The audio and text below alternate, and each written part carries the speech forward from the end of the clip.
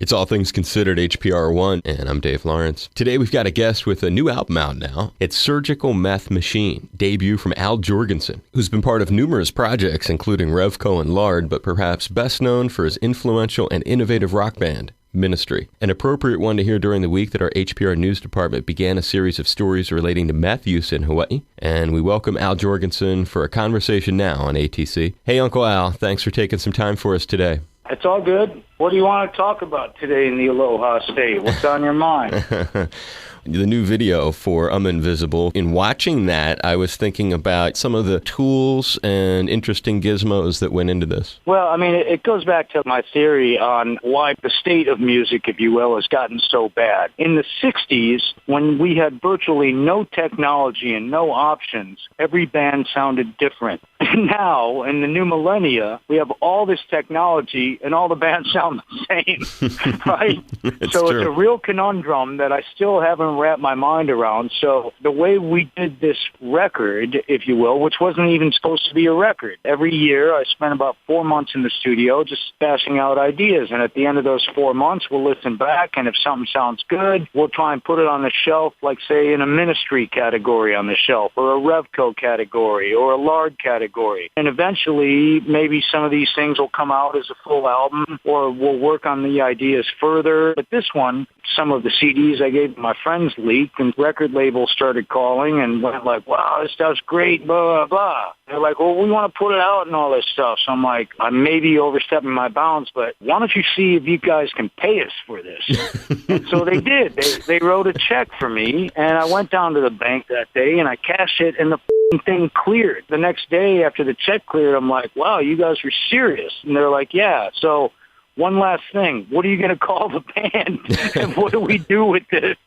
So I'm like, I don't know. We'll get back to you in about a day. And just decided, like, we did the whole project pretty surgically. And there was no other external musicians outside of one weekend that Jello Biafra spent with us. And this whole release is a process of pretty much songs writing a band as opposed to bands writing songs. When I was thinking all the maybe beats per minute and then the title of the project, and then thinking about, not unlike a lot of places, Hawaii's got a pretty strong meth thing going on right now. Well, I've had my endeavors in the drug scene over my 57 years. I haven't in 13 years, and it's oddly enough, the one drug that I really hated, and I only tried once, was meth.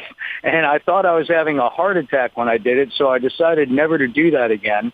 Some of the beats and tempos that we were working on the first 5 or 6 songs reminded me of that disastrous day where I actually tried meth. The beats were really fast, which was our intention. I mean, we just said, like, let's go in for a few months and see how fast we can go. Then about halfway through the record, we got our medical weed cards, and then the record mysteriously slowed down and everything became warm and fuzzy and groovy. I remember looking around the studio doing the vocals on Invisible and could have swore to God I saw, like, unicorns, kittens, and puppies and butterflies and rainbows. If you could talk a little bit about laying down the vocals for that, which are downright melodic. Yeah, the reason I came up with those lyrics and the vocal style to it was basically like, I remember my first record when I signed to my first major label contract, and they sign you because you're doing some different kind of stuff, and as soon as you're signed, they threw all of the songs I'd written out, rewrote songs for me, cut my hair, told me how to dress, appointed a producer, appointed the background musicians, and I did this record. And I hated it. It took me years to get over the trauma and the shock of that. Now that we're just doing whatever the hell we want, I just decided I'm going to make fun of those early days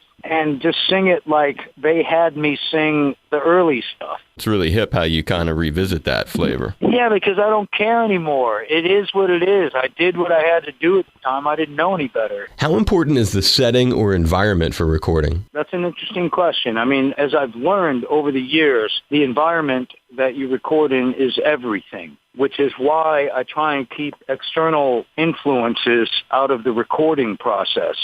To me, the whole idea of selling yourself for money is legalized prostitution, the entire music industry, the way that the system is set up. Once you want to get off that ball game and you just do what you want to do and let something foster itself or foment organically. I just go in and record ideas, and some of these ideas come out. Some of them are still on my shelf. Some of them will be released someday. Some of them will never be released. Charles Darwin would certainly find some way of seeing justice in all of that. There's no question about Yeah, evolution, sure.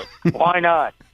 You're a cat who goes way, way back, and even if it was a difficult time because of the way that corporate pressures influenced your earliest output, you've come to reckon with it all these years later. You utilize little flavors of it like we were talking about in the new song. And I think back to 1983. You got to do the Synchronicity tour, yeah? Yeah, I think that year we actually wound up being the fodder or the undercard, if you will, for the Police, Culture Club, and Madness that year. All three of them, we were the opening band for that. I was freaked out. This is not what I signed up for when I got into this, right?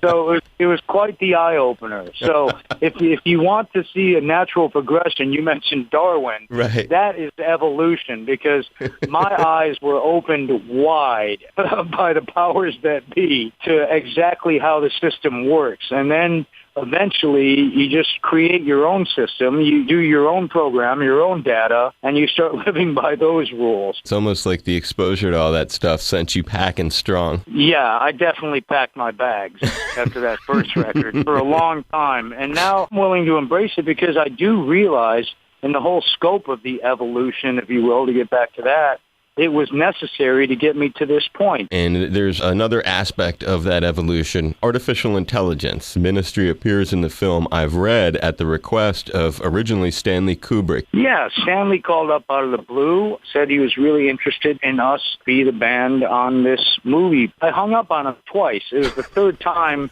that I finally accepted that it was Stanley Kubrick. So he sends me a script, and the script is all about this futuristic male prostitute, i.e. Jude Law in that movie. So I was like, yeah, sure, are you kidding me? Stanley Kubrick. So from there, he died, and then nothing was happening. And then I get this call from handlers of Spielberg saying that he's finishing the movie, and we definitely wrote it in between the period that I was contacted by Kubrick and the period that Spielberg resurrected the movie and made it all about a child's eye view, much like E.T. or something, where they have like the mechanical teddy bear and all this other crap, and pretty much relegated the entire long passages that Kubrick had about the futuristic sex trade in red light districts. It's a much heavier movie when it started. And so it was kind of difficult to do this, but at that point we'd already agreed to do it, and we'd already written the songs and spent our own money out of pocket to do these songs. And so Spielberg was willing to pay us for what we had done for Kubrick